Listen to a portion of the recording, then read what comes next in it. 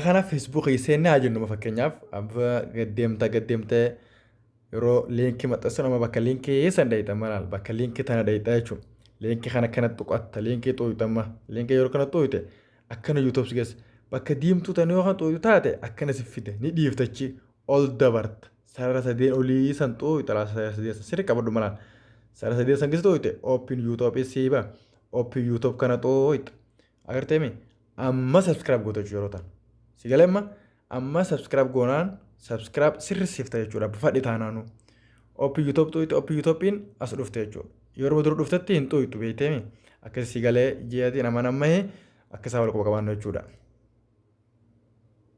Akka waliif goonu haa wal jajjabeessinu yaa'u sabskiraayib naaf godhaan illeen obboleessa keessanii hedduu akkaan isin jaalladha hedduun isin kabaja baay'ee hangana namni akka aanan isin jaallatu tokko hin jiru hunda namaarraa akka isin jaallatu beekaa ati matane daawwachuu jiru aboo gurbaatis aanuu kan isin jaallatu akkasiin hawwadhu. Okay?